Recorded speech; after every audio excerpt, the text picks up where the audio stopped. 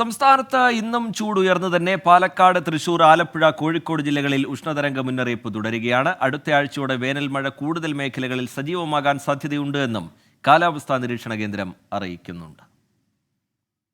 സംസ്ഥാനത്ത് അസാധാരണമായ ചൂട് തുടരുന്നു. ഉഷ്ണതരംഗ മുന്നറിയിപ്പുള്ള പാലക്കാട് ഓറഞ്ച് അലേർട്ടും തൃശൂർ, കോഴിക്കോട്, ആലപ്പുഴ ജില്ലകളിൽ യെല്ലോ മുന്നറിയിപ്പും തുടരുന്നു. പാലക്കാട് ഇന്നലെ ഉയർന്ന താപനില സാധാരണയേക്കാൾ 4.4 ഡിഗ്രി സെൽഷ്യസിന് മുകളിൽ രേഖപ്പെടുത്തി.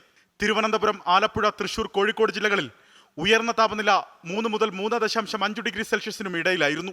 തീരദേശങ്ങളിലും ഉൾപ്രദേശങ്ങളിലും ഇന്ന് ഉച്ചയോടെ അന്തരീക്ഷ ആർദ്രത 55-65% പരിധിയിലായിരിക്കാൻ സാധ്യതയുള്ളതിനാൽ ഉയർന്ന ചൂടോടുകൂടിയ അസ്വസ്ഥതയുള്ള അന്തരീക്ഷ സ്ഥിതിക്ക് സാധ്യതയുണ്ട്.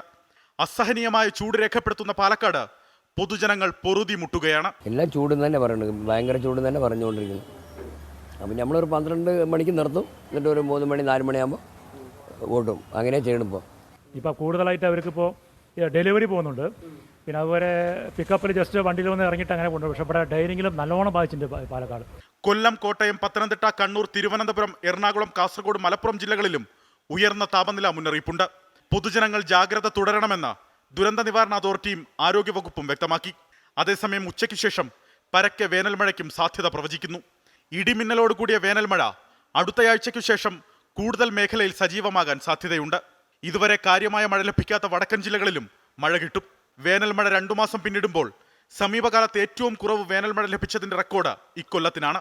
കള്ളക്കടൽ പ്രതിഭാസത്തിന്റെ ഭാഗമായി കേരള, തെക്കൻ തമിഴ്നാട് തീരങ്ങളിൽ ഉയർന്ന തിരമാലയ്ക്കും കടലേറ്റത്തിനും സാധ്യതയുള്ളതിനാൽ മത്സ്യത്തൊഴിലാളികളും തീരദേശവാസികളും ജാഗ്രത പാലിക്കണം.